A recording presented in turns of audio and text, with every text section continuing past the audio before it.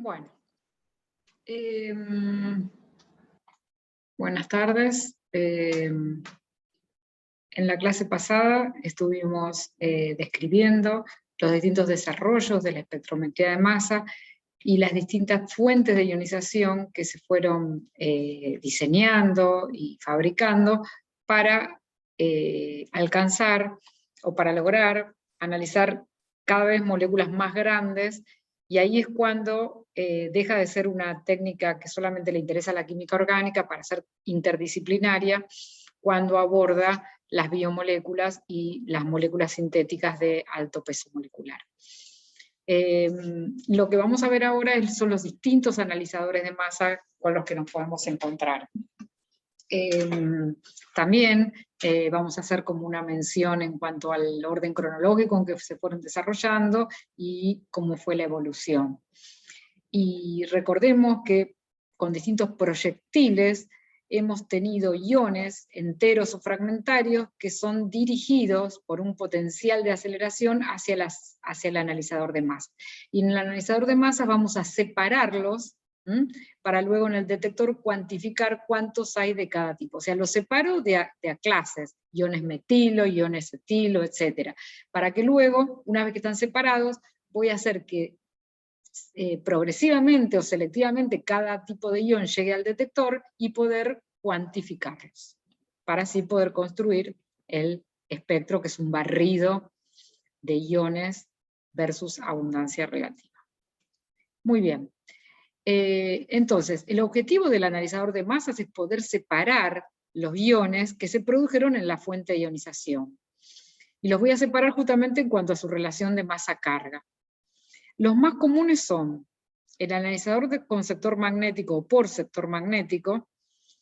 En su versión inicial es un analizador de simple enfoque, pero luego surge una mejora y se desarrolla el sector magnético de doble enfoque. Luego vamos a ver el analizador por sector de cuadrupolo, analizador por tiempo de vuelo y la trampa de iones. El sector magnético fue el primero que se desarrolló, y repito que el objetivo es que una vez que se forman muchos iones, casi todos monocargados pero con distinta masa, yo los tengo que poder separar para luego hacer que progresivamente lleguen al detector y contabilizar o cuantificar cuánto tengo de cada uno. En esta transparencia, que me saca un poco de... me desenfoca un poco del objetivo que tenía, pero no me acordaba que la tenía, hace una comparación entre la espectrometría de masa y la espectrofotometría, y está relacionado justamente con el analizador de masas, porque podemos relacionar al analizador de masas con el prisma en la espectrofotometría. En la espectrofotometría nosotros teníamos una fuente que da luz, y esa luz es de distintas longitudes de onda. La luz atraviesa mi muestra, parte de esas longitudes de onda se absorben, partes no. El resto, luego lo separo en sus distintas longitudes de onda para progresivamente que cada longitud de onda llegue al detector y poder contabilizar cuánta intensidad no se absorbió de cada una de esas longitudes de onda. La comparación en la espectrometría de masa es que yo tengo una fuente de iones que se produjo por algún método de ionización, y esos iones son llevados al analizador de masas, ¿sí? Que en su primer desarrollo se basa en un campo magnético, que logra separarlos, ¿sí? O sea, cada uno de estos se separa para que luego lleguen sucesivamente al detector y se puedan cuantificar. Entonces esta es la comparación entre un espectrofotómetro y un espectrómetro de masas, y un analizador de masas es análogo al equipo utilizado en espectroscopía óptica para el análisis del contenido del color de la luz visible o ultravioleta también. En espectroscopía óptica se inicia el estudio con luz visible, que está compuesta por colores individuales, longitudes de onda diferentes, que están presentes en diferentes intensidades. Un prisma separa la luz en sus diferentes longitudes de onda. y pequeña salida es usada para seleccionar cuál longitud de onda alcanza el detector. O sea, yo selecciono, ¿se acuerdan que el prisma se rotaba para ver qué luz llegaba al detector? Las diferentes longitudes de onda son barridas y escaneadas al otro lado de la salida del detector, y la intensidad de la luz se registra en función del tiempo. En espectrometría de masas, el experimento se inicia con una mezcla de iones que tienen diferentes relaciones de masa-carga y diferentes abundancias relativas. Mediante campos electromagnéticos se separan los iones, sería el equivalente al prisma, de acuerdo a sus relaciones de masa-carga, y con una rendija se selecciona cuándo y cuáles iones llegan al detector. Las diferentes relaciones de masa-carga son entonces analizadas en la salida del detector, y la corriente de iones registrada para cada uno en función del tiempo. Bueno, hecho este paralelismo, vamos a ver cómo es esta separación de los iones fundamentada en el uso de un campo magnético, que es justamente el caso del primer tipo de analizadores de masa que se desarrolló, que se llama de sector magnético. Recordemos que ahora lo tenemos como dibujado menos protagónico. Acá tenemos la entrada de una muestra que es atravesada por un haz de electrones de alta energía para formar iones que luego, con unas rendijas de aceleración, con unos campos voltajes de aceleración, son llevadas hacia el analizador de masas, es decir, hacia aquel dispositivo que es capaz de separarme las masas. Entonces, la aceleración con la que llegan al sector magnético los iones está dada por esta ecuación que la habíamos visto en la clase pasada. Yo les había marcado que los iones eran acelerados por un potencial, ¿sí? Y la energía que adquieren por aceleración de este potencial es igual a la carga por el potencial, es independiente de la masa. Pero por otro lado es igual a un medio de la masa por la velocidad al cuadrado. O sea que estos iones adquieren una velocidad que está impartida por este potencial. Y esto se relaciona involucrando a la masa. Entonces, ¿cómo se puede trabajar con esa ecuación? Siempre caigo en la trampa de abrir internet acá.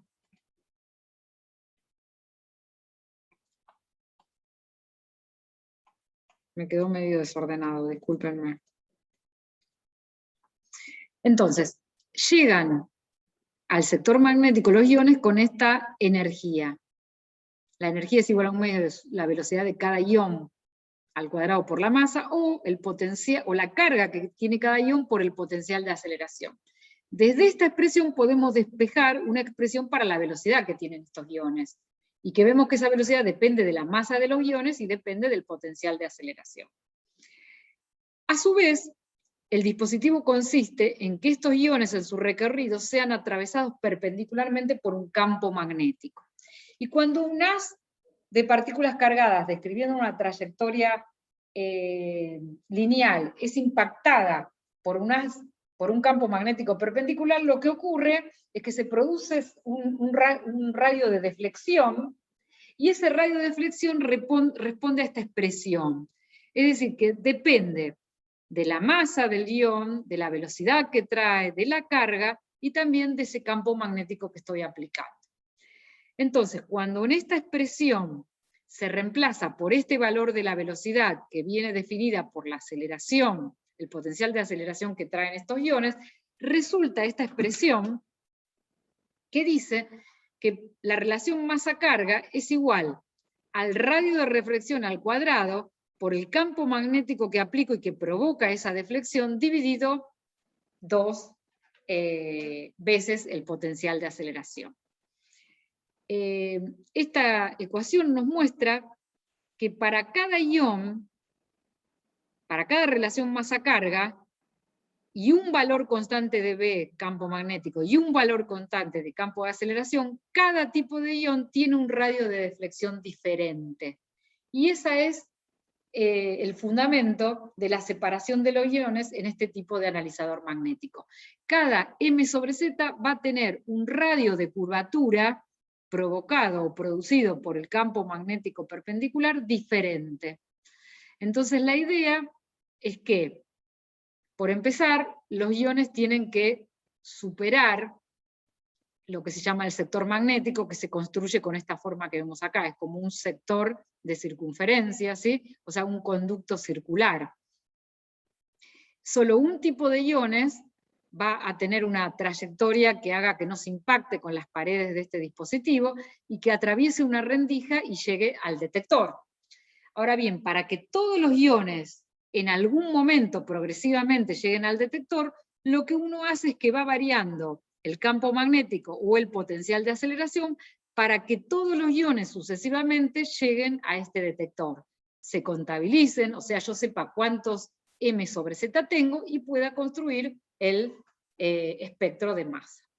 Los valores típicos para que tengamos en cuenta son que el radio de deflexión suele ser de 20 centímetros, el potencial de aceleración que se suele usar es elevado, de 4.800 voltios, y los campos magnéticos de entre 0 y 15.000 Gauss, o sea, nada que ver con los campos magnéticos de resonancia magnética nuclear, que eran en Tesla, recuerdan. Muy bien.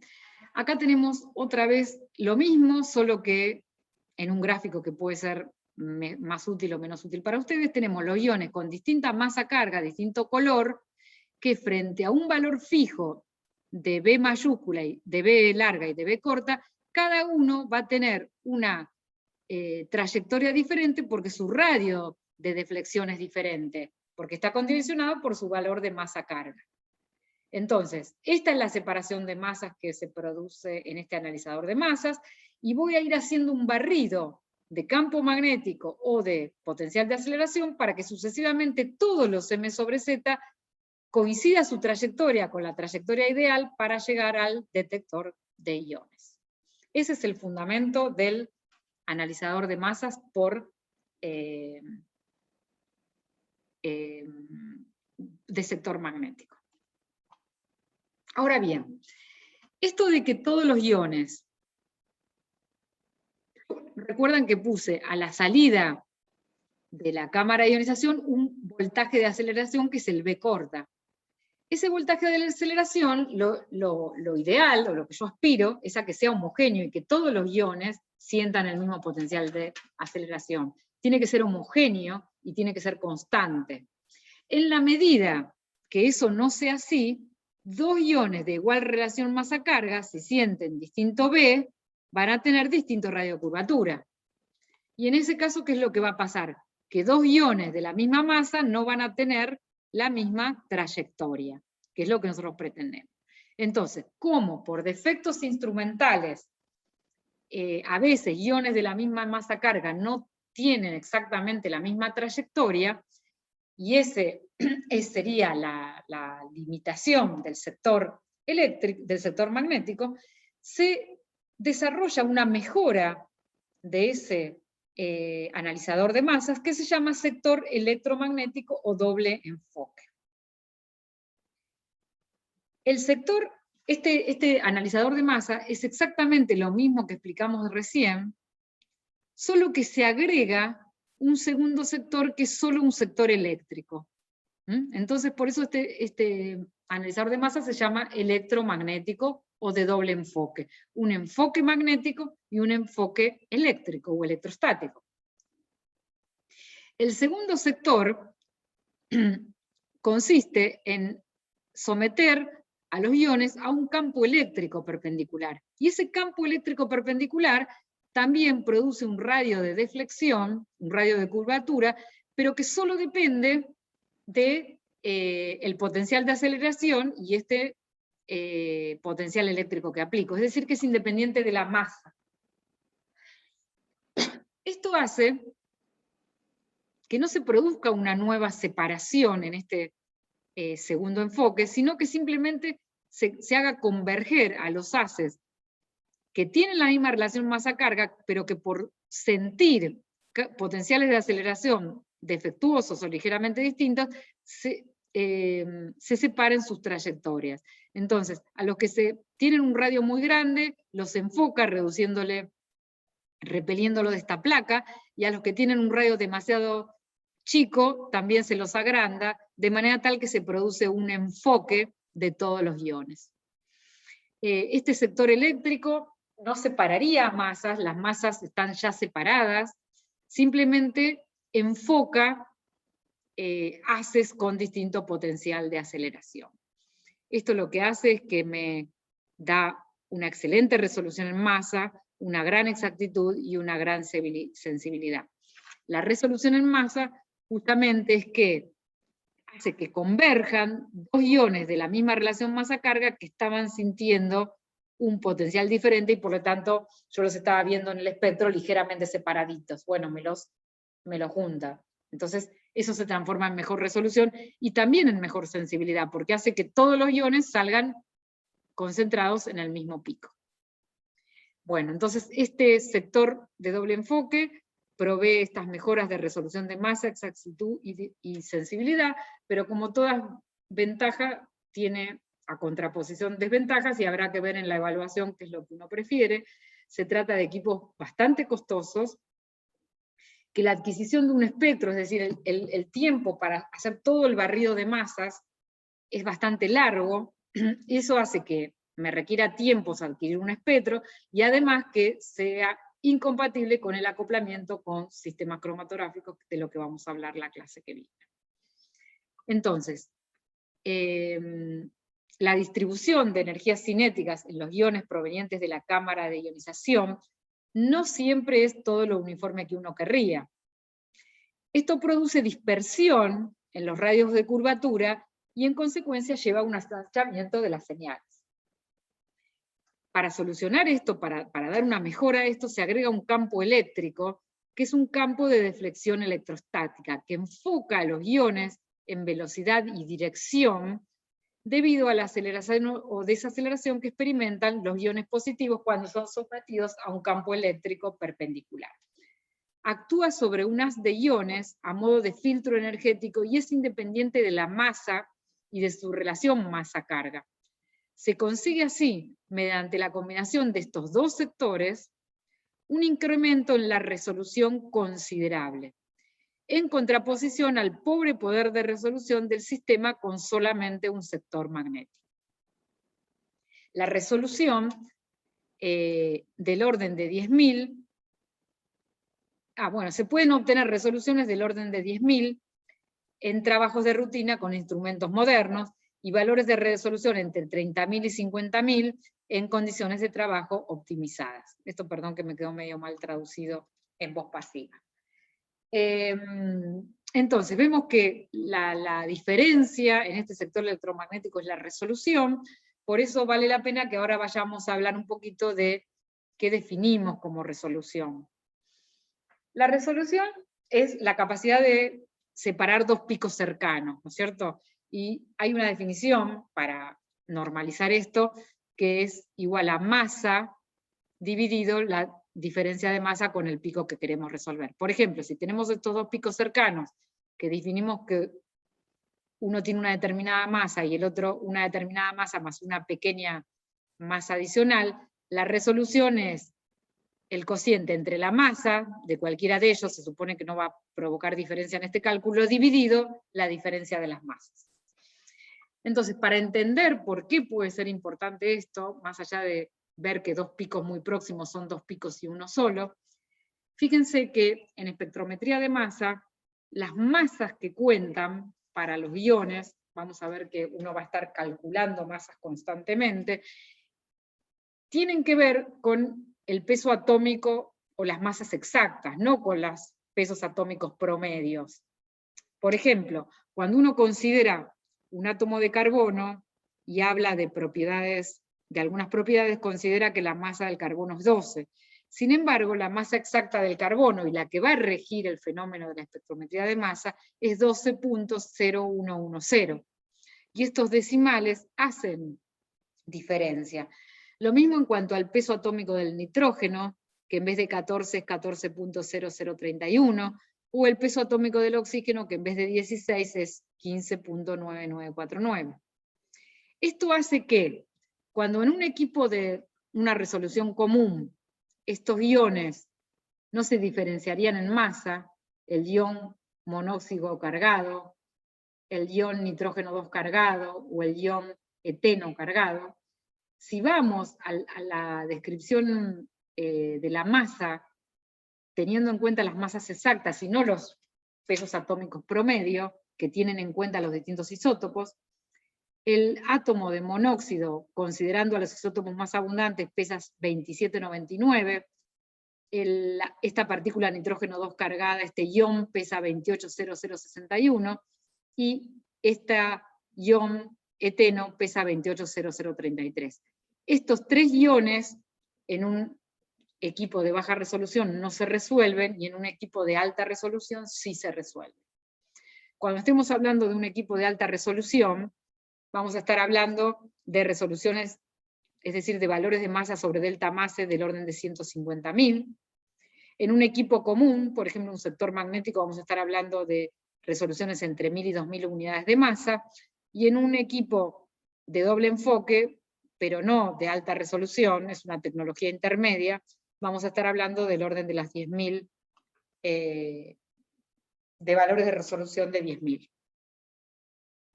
El tema es que yo no siempre necesito trabajar con alta resolución, ¿sí? No siempre necesito trabajar con esta precisión, pero a veces sí lo necesito. Y para eso necesito equipos de doble enfoque, que a su vez tienen la calidad tecnológica como para alcanzar estos valores que les mencioné recién. Entonces, les voy a mostrar un ejemplo en el cual la alta resolución me permite sacar conclusiones en un ejemplo práctico de alimentos. La espectrometría de masa muchas veces se acopla con los métodos cromatográficos, por ejemplo, equipos de cromatografía gaseosa o de cromatografía líquida, HPLC o CG, y particularmente todo lo que tenga que ver con aromas. En general tiene productos muy volátiles y tiene composiciones complejas. Es decir, los aromas que hacen que sea muy preciado algo, por ejemplo, como el café, en general corresponden no a un único componente, sino a una mezcla bastante compleja de compuestos volátiles. Entonces, por ser compuestos volátiles, se suelen analizar por CG, y por ser compuestos volátiles, y por ser muchos compuestos, resulta muy útil tener a la salida del CG acoplado un espectrómetro de masa, y como vemos, por ser compuestos volátiles, les van a ser fácilmente analizables, por ejemplo, por un método de impacto electrónico, porque ya de por sí son volátiles, así que los puedo llevar a estado gaseoso e impactarlos con un haz de electrones. La técnica en particular para inyectar en un equipo, cuando uno tiene una mezcla de volátiles, es una técnica que se llama espacio cabeza.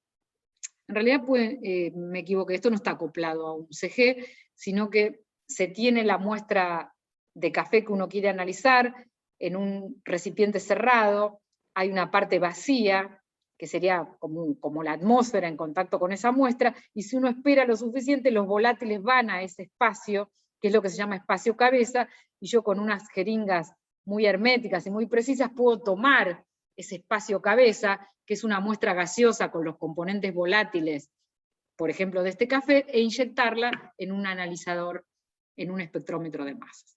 Eso es lo que se hace en este experimento. Se tiene una muestra de café, de la cual su muestra espacio cabeza, es decir, sus volátiles se inyectan en un espectrómetro de masa, junto con un ion, como un estándar interno, que se llama cimeno, es una sustancia química, cuyo ion molecular es del valor 134.1096. Entonces se obtiene el espectro de masa, y es esto que tenemos acá. El estándar interno, en realidad, es se coloca para poder calibrar el equipo, ¿sí? Porque como yo conozco exactamente el peso molecular de esto, puedo calibrar la masa. Les pido un segundito, por favor.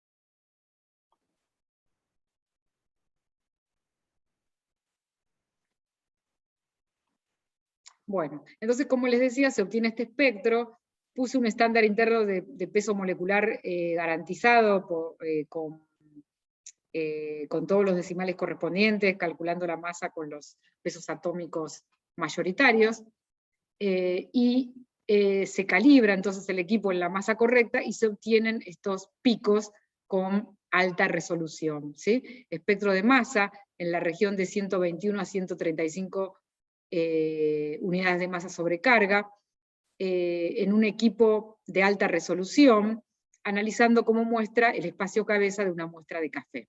Las masas de los iones fueron ajustadas o corregidas en base al valor del ion 134 del cimeno.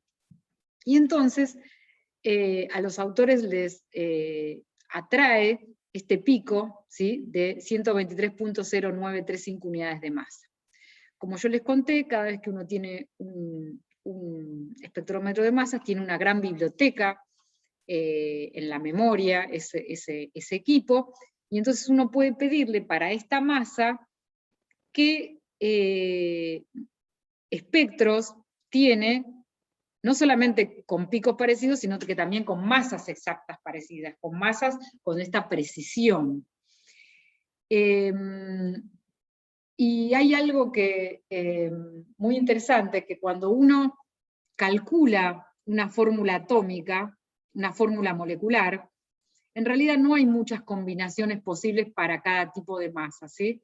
Es algo que tal vez ahora me resulte difícil convencerlos, pero si uno piensa en una molécula que tenga 7 carbonos, 11 nitrógenos y 11 hidrógenos, 2 nitrógenos, no hay una infinita cantidad de moléculas, sino que hay una cantidad finita.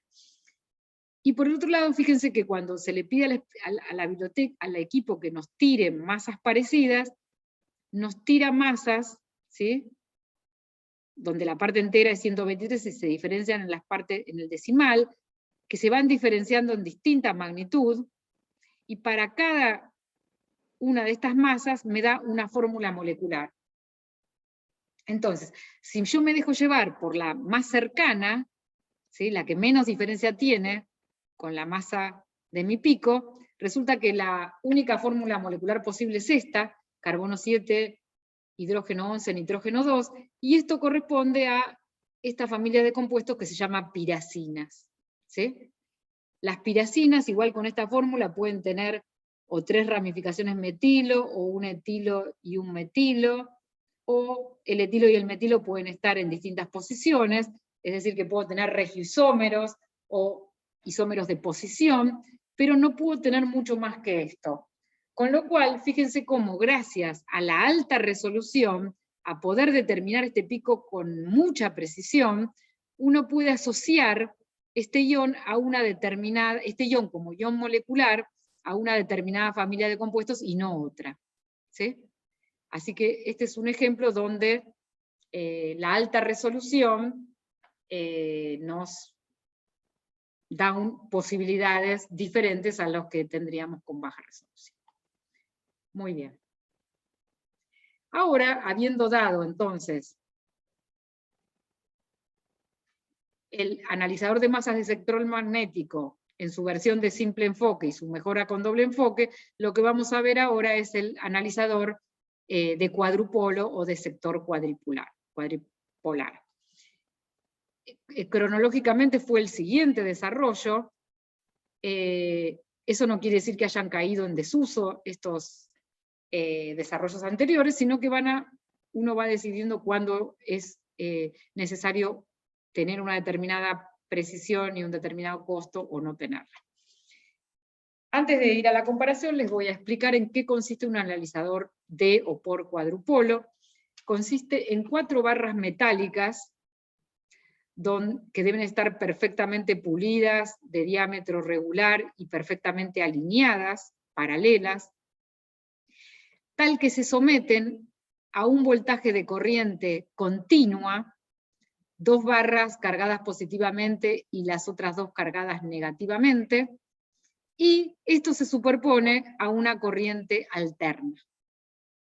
Fíjense, si yo solamente tuviera la corriente continua con 2 barras cargadas negativamente en una dirección, por ejemplo, vertical, y en la horizontal positivamente, cualquier ion podría pasar este dispositivo y llegar al otro extremo, porque un ion positivo, por ejemplo, sería igualmente repelido por las dos barras positivas, e igualmente atraído por las dos barras negativas, con lo cual tendría una trayectoria rectilínea, y con un voltaje de aceleración apropiado llegaría al detector. Todos los iones les pasaría lo mismo, por lo tanto no se separarían los iones de distinta masa sobre carga. Cuando yo a un ion lo someto a una corriente continua superpuesto a una corriente alterna, lo que ocurre es que tiene una trayectoria hiperbólica, o podemos decir sinusoidal, de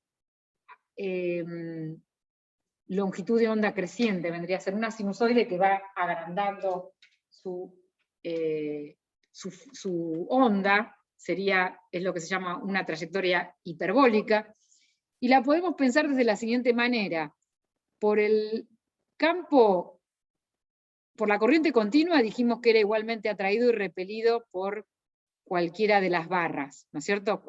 Un par la repele y otro la atrae. Ahora, la corriente alterna hace que el ion positivo de repente sea atraído a una barra negativa, y cuando está por chocar, si cambia, porque la corriente es alterna, cambia el signo y comienza a repelerse. Y eso hace que tenga una trayectoria hiperbólica con la onda cada vez más grande. Muy bien.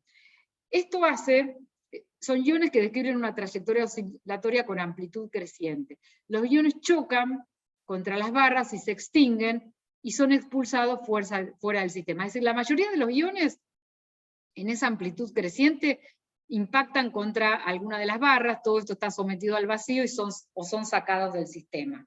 Pero para alguna relación de masa-carga, obviamente esta trayectoria está relacionada con la relación de masa-carga, la intensidad de la corriente alterna y la continua, hay ecuaciones bastante complejas que no vamos a mirar. Un tipo de M sobre Z logra superar este dispositivo y llegar al detector. Entonces, haciendo un barrido de voltajes de corriente continua y alterna, uno hace que sucesivamente todos los valores de M sobre Z alcanzan al detector y puedan ser cuantificados. Creo que no tengo ninguna otra transparencia que explique eso. Acá sí tengo detallado todo lo que les expliqué recién para que no tengan que tomar tanta nota. Y entonces, en síntesis, bajo el efecto de la corriente continua y la corriente alterna en las barras del cuadrupolo, los iones tienen una trayectoria oscilatoria con amplitud creciente, y solo un tipo de iones logra superar el dispositivo para un valor de corriente continua y un valor de corriente alterna constantes. Haciendo el barrido de estas constantes se logra que sucesivamente todos los M sobre Z llegan al detector y puedan ser cuantificados o contabilizados. Este es un analizador de masas que no utiliza sector magnético, lo cual lo hace mucho más económico y a su vez mucho más compacto, más pequeño. Son equipos más pequeños que generalmente equipos de mesada, no un equipo que necesita una habitación, como podría ser el sector magnético. Permiten hacer el barrido de masas más rápidamente, es decir, la visión de un espectro lleva menos tiempo, y eso como ventajas. Y como desventajas, no tiene límites de detección tan buenos como el sector electromagnético, el rango de masas es limitado, o sea, yo puedo tener una buena detección de repente en determinado rango de masas y no en otros, y su resolución no es tan buena como el sector magnético, o el electromagnético. Es decir, un espectrofotómetro de alta resolución tiene un sector de doble enfoque electromagnético. Un equipo que se acopla a un CG o que necesita determinaciones que no necesariamente necesitan tanta resolución, en general tiene un analizador de tipo cuadrúpolo. Muy bien, acá tienen todo este texto que pueden leer ustedes solitos, y ahora vamos al cuarto desarrollo, que es el que se llama tiempo de vuelo. El analizador de masas por tiempo de vuelo, recordarán que les conté que es el que se lleva muy bien con el método de ionización que se llama MALDI, que era el que utilizaba MALDI era Matrix Assisted Laser Desorption Ionization, que era la ionización asistida por el láser, y que se hace con una matriz. Entonces, para llegar a explicar por qué esta dupla se lleva tan bien, vamos a explicar primero el principio del analizador de tiempo de vuelo. Y llamativamente es un principio extremadamente simple, que se pensó que podía ser muy bueno, pero que se demoró su desarrollo porque requiere un desarrollo tecnológico y computacional que en principio no existía. Y fíjense por qué les digo que es muy simple, porque considera que todos los iones llegan al analizador de masas y al tener esta expresión que modula su velocidad en relación a su masa-carga, en definitiva, lo que se ve es que los iones más livianos son más veloces que los iones más pesados. Entonces, si voy a tomar una distancia para que estos iones recorran, los iones más livianos lo van a recorrer más rápido que los iones más pesados. Y de ahí el nombre de este analizador de masas, que se llama tiempo de vuelo, porque voy a ver cuánto tiempo tardan los iones en recorrer un tubo analizador, y voy a relacionar ese tiempo con la masa o la relación masa sobre carga. Muy simplemente, una distancia es recorrida por una partícula que tiene una velocidad determinada en un determinado tiempo, es decir, distancia es velocidad por tiempo. Ese tiempo lo puedo relacionar con la expresión de la velocidad, ¿sí? Despejo tiempo de acá, y despejo o aplico la expresión de la velocidad que me da esta igualdad entre la energía que provoca el potencial de aceleración y la clásica expresión de la energía igual a 1/2 de la masa por la velocidad al cuadrado. Entonces, el tiempo en recorrer el analizador de masa está en relación con masa-carga. Simplemente es eso. Entonces, el analizador de tiempo de vuelo es, en cuanto a fundamento, uno de los analizadores más simples de los que se utilizan hoy en día. Se basa en la medida del tiempo que tardan los iones generados y acelerados con igual energía en la fuente de ionización en alcanzar un electrodo colector situado a una distancia prefijada. Es decir, ingresan al tubo analizador y en el otro extremo está el detector. ¿Cuánto tiempo tardan en llegar hasta acá? Como los iones poseen la misma energía pero diferentes masas, alcanzan el colector a diferentes tiempos dependiendo de su masa, su carga y su energía cinética. En el pasado, debido a limitaciones de tipo electrónicas y computacionales, su uso fue muy limitado debido al escaso poder de resolución que tenía lo que pudieron armar, y también un rango de masas limitado. No es de extrañar que durante años este analizador estuviera poco menos que olvidado. Sin embargo, durante las últimas décadas, y debido precisamente a los enormes avances en el campo de la microelectrónica y el software, ha recibido un increíble impulso hasta el punto de que actualmente, junto con el analizador de cuadrupolo, es el analizador más ampliamente utilizado. ¿Qué ventajas tiene esto? Tiene posibilidades de analizar muy eficientemente grandes rangos de masa, inclusive las macromoléculas, tiene muy buena sensibilidad, con poca masa se logra una muy buena detección, muy rápido el barrido espectral, desde un extremo del espectro hasta el otro se puede hacer rápidamente, es más caro que el cuadrupolo y que algunas trampas de iones, pero más económico que los sectores magnéticos. Y el motivo por el cual se lleva bien con MALDI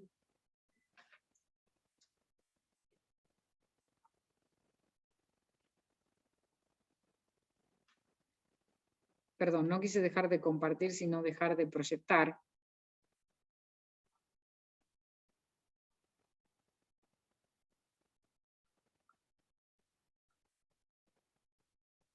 Les recuerdo que en MALDI teníamos la matriz, que era un cromóforo mezclada con mianalito, que son las bolitas verdes, irradiaba con un láser que tuviera una longitud de onda que el cromóforo pudiera absorber. Entonces, al absorber el cromóforo se desorbía, y por algún mecanismo transfiere cargas o transfiere protones, y logra la desorción y ionización en estado gaseoso de mianalito. Y habíamos dicho que este láser, en vez de aplicarlo en forma continua, lo aplicábamos en pulsos que duraban entre 3 y 5 nanosegundos. Y ahí es donde entra esto del carácter pulsado con la conexión con el analizador por tiempo de vuelo. Volvemos acá y veamos lo siguiente. Si yo tengo un conjunto de iones que inician esta carrerita, bueno, como dijimos antes, los iones más livianos son más veloces, completan el recorrido antes que los pesados. Si constantemente estuvieran ingresando iones acá, en algún momento podría ser que los iones más livianos, que se formaron más tarde, alcancen a los iones más pesados, que todavía no terminaron de hacer el recorrido. Y acuérdense que cuando llegan al contabilizador o al detector, el detector no diferencia masa sobre carga. El detector cuenta cargas nada más, y no le interesa qué masa viene. Por lo tanto, no puede discernir si está contando iones más pesados o más livianos. Simplemente cuenta iones. Entonces, la idea de que sea pulsada la producción de iones es que llega un conjunto de iones, se separan y se contabilizan. Y un tiempo después llega otro paquete de iones, y así sucesivamente, para hacer varios escaneados o varios barridos del espectro del mismo compuesto, y luego, sumando los espectros, tener espectros de mejor calidad.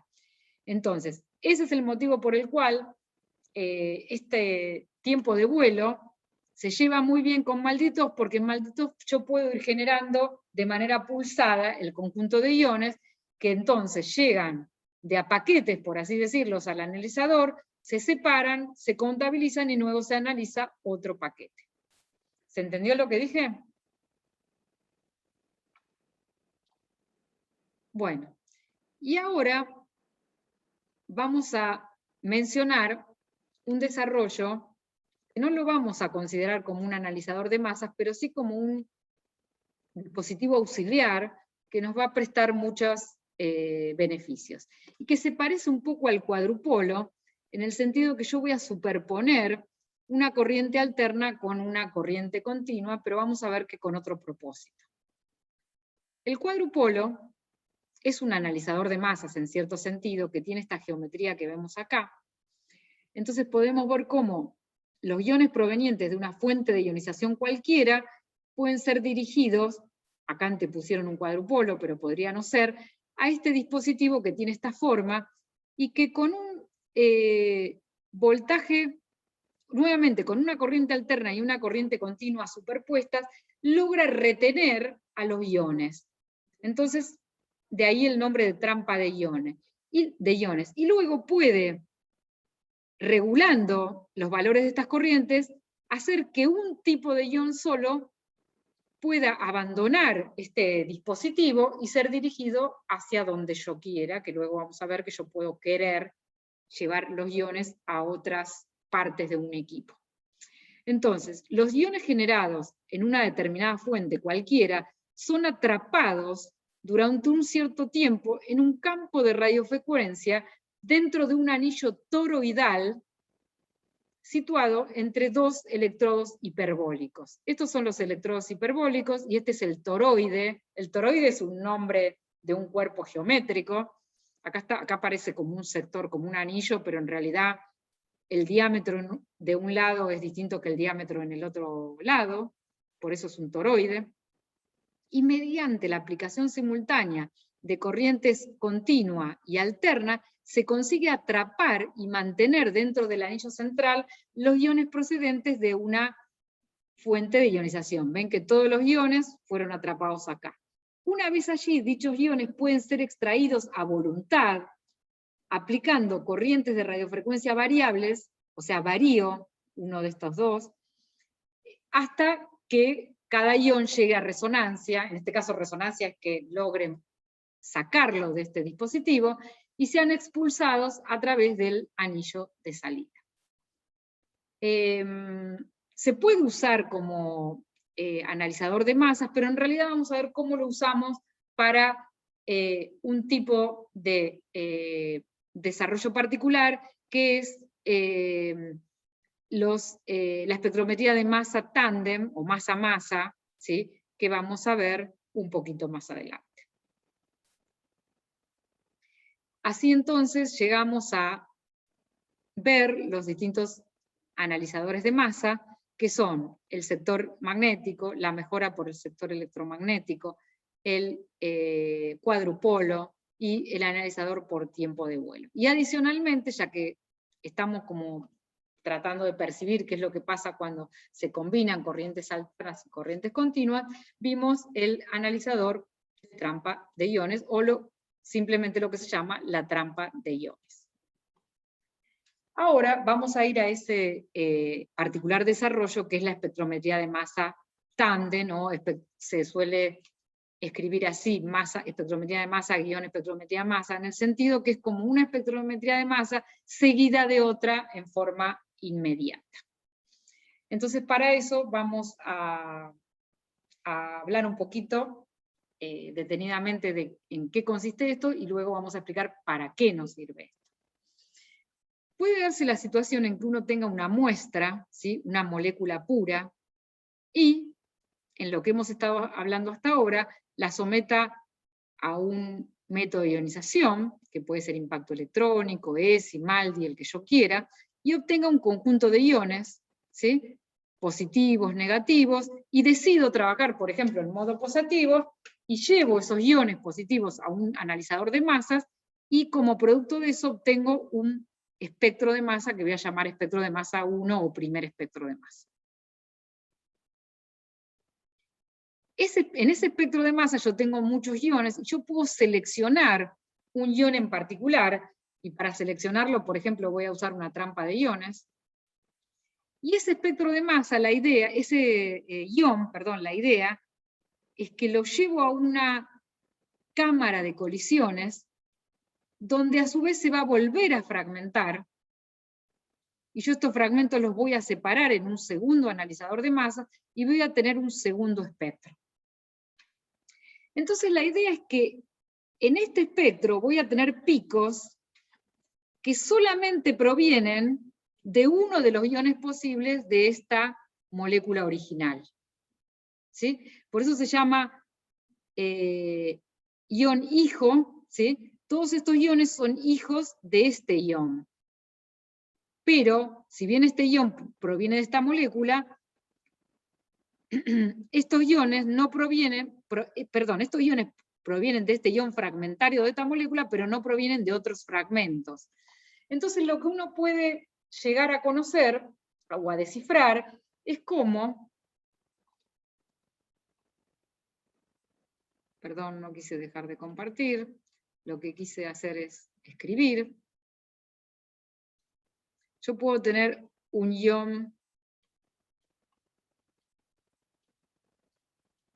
M más punto, que pierde una determinada molécula, así vamos a estar representando, tiene una determinada pérdida y forma un M1 catiónico, y luego sufre otra pérdida y forma un M2.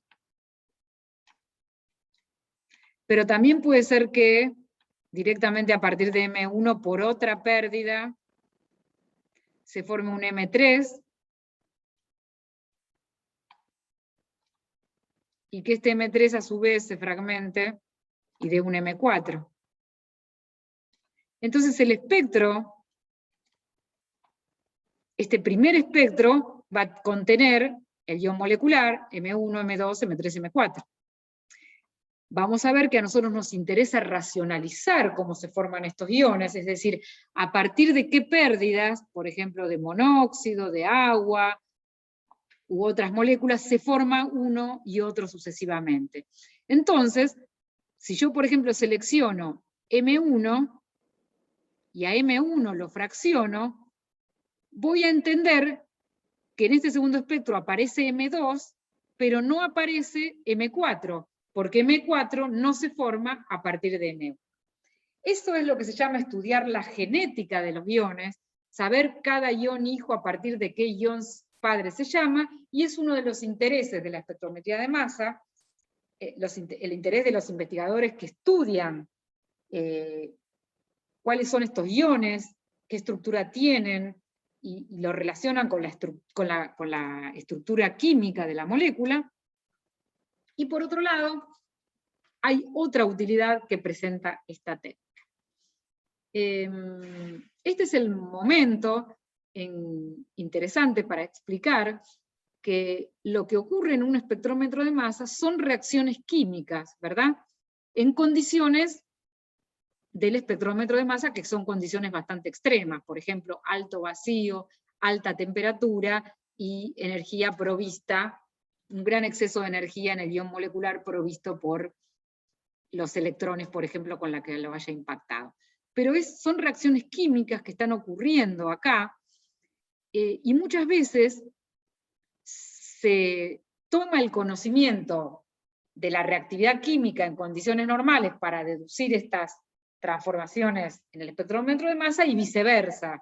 Muchas veces las transformaciones que se ven en espectrometría de masa luego pueden ser utilizadas para razonar o deducir reacciones en otro contexto que no sea el espectrómetro de masa. Pero en su versión más simple, lo que me puede interesar es estudiar a partir de quién se formó cada ion fragmentario, y eso lo puedo hacer a través de este desarrollo que se llama espectrometría de masa secuencial o espectrometría de masa tándem. En esta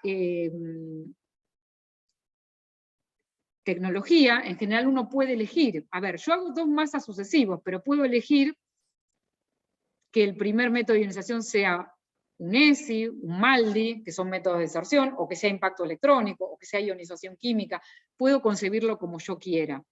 Lo que sí es que la segunda fragmentación, que sería, por ejemplo, que el M1 sufra la pérdida para formar M2, no necesito utilizar un método de ionización de los que vimos recién, porque acá yo ya tengo un ion formado, y lo único que necesito es que ese ion se continúe fragmentando. Para que ese ion se continúe fragmentando, simplemente lo hago colisionar con un gas auxiliar, y ese gas auxiliar le transfiere energía cinética que se transforma en energía que la molécula utiliza para hacer vibrar los enlaces, y finalmente los enlaces en esa vibración o cambio de estado vibracional se rompen. Pero es muy importante recordar que no necesito cargar nuevamente a la muestra. La muestra, si yo selecciono un ion generado en el primer espectrómetro de masa, no necesito volver a cargar la muestra, sino que simplemente la hago chocar con un gas auxiliar, un gas noble que no necesita reaccionar, simplemente provee energía en el choque, para que se produzca la disociación inducida por colisiones. Eso es como se llama esto, activación por colisiones, que lo que hace es que el ion que ya está cargado continúe fragmentándose. Bueno, luego puedo elegir que acá tengo un tipo de analizador de masas cualquiera, puede ser un sector electromagnético, un cuadrupolo, acá puedo elegir el mismo u otro, y así es como que se van configurando distintos equipos de tándem masa-masa, ¿sí? Y se utiliza para nombrarlos la abreviatura que se le suelen poner a las distintas partes.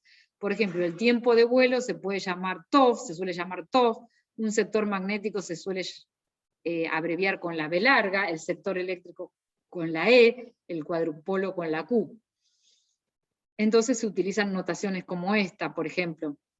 QTOF es un equipo que combina un cuadrupolo con un espectrómetro por tiempo de vuelo. Todas estas abreviaturas ténganlas presente, simplemente para cuando lean artículos, conviene que recuerden a qué nos estamos refiriendo. Vamos a borrar acá. Y vamos a ir sobre otra aplicación que encuentra la espectrometría tándem. Acá vemos que estamos con el ejemplo de tener una muestra pura que da un conjunto de iones, selecciono un ion y veo los iones hijos de ese ion padre. Acá tenemos otra representación del mismo fenómeno, solo por si a alguien le resulta más gráfico.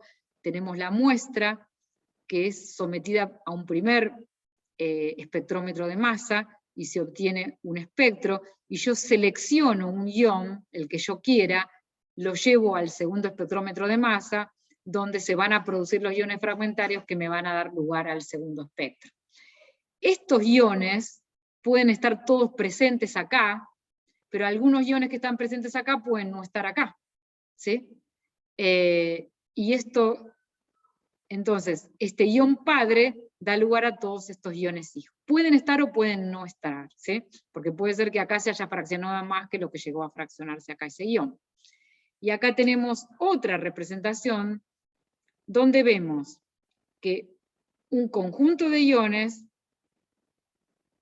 son seleccionados por un cuadrupolo, selecciono que solo uno de ellos, el rojo, vaya a la cámara de colisiones y se siga fragmentando, y esos fragmentos luego son llevados al detector para construir el espectro de los iones hijos. Y acá recuerden que SID es disociación inducida por colisiones. Entonces ahora sí vamos a lo que les adelanté un poco imprecisamente, y es que hasta ahora, en esta explicación de masa tándem, estamos seleccionando un ion de una molécula pura, lo estamos obligando a que se fragmente más aún, y estamos obteniendo un espectro con los iones hijos de ese ion padre. Es representado de otra manera, lo mismo, en un espectro de masa 1, selecciono un ion, lo obligo a fragmentarse y obtengo los iones, un espectro de masa con los fragmentos que provienen exclusivamente de este pico. Pero siempre arrancando este estudio con una molécula pura. La otra aplicación que puede tener tándem masa puede ser que yo tenga un conjunto de moléculas neutras que no lo puedo resolver, no lo pude separar de otra manera. Entonces yo puedo a ese conjunto de moléculas diferentes llevarlas a un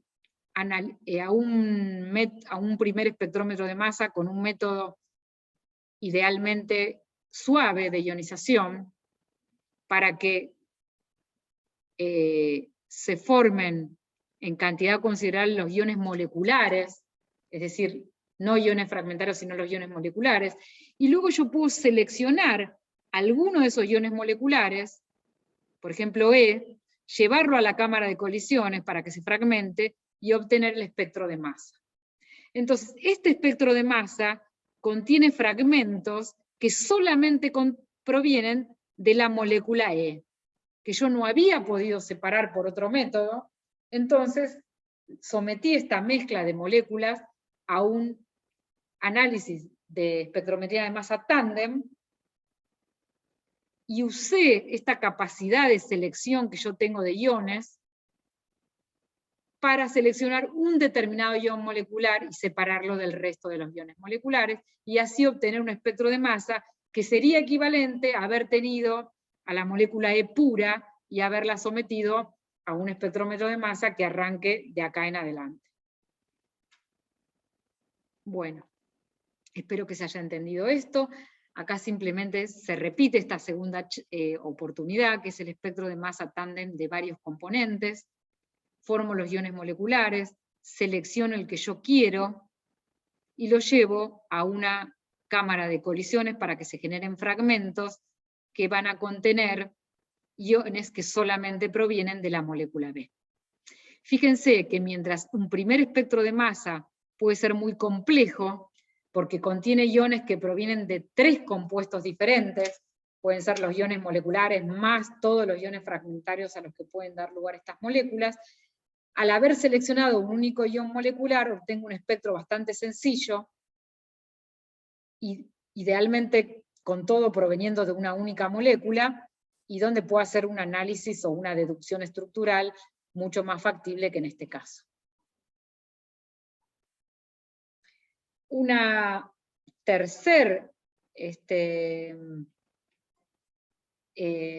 interpretación de esto podría ser que yo puedo, recuerdan que con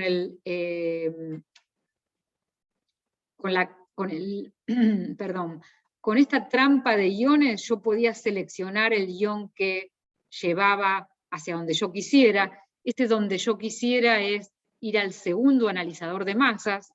Entonces yo puedo ajustar la trampa de iones para una determinada relación masa-carga, ¿sí?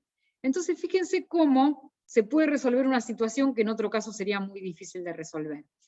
Acá tengo una muestra muy compleja de muchos componentes que son dioxinas, que son subproductos indeseados, no intencionales, en una serie de procesos químicos.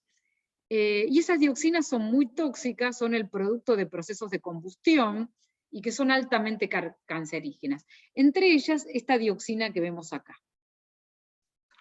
Entonces, esto que les voy a mostrar acá, discúlpenme.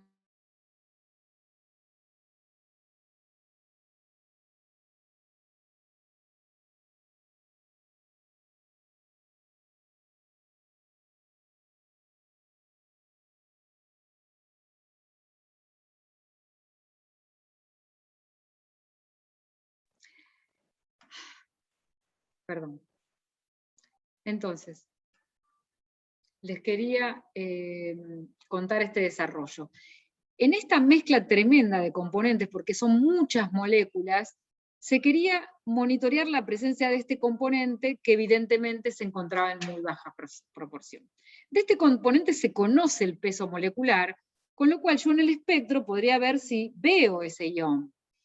Bueno, fíjense que no está entre los iones principales, está rotulado, pero si no estuviera rotulado yo difícilmente podría asegurar que tengo el ion de masa sobrecarga 286, que sería el ion molecular de esta molécula, ¿sí? Cuando uno está trabajando en espectrometría de masa, está en un monitor, y con un mouse se puede parar en un pico, pica en el pico y puede leer la masa de ese pico.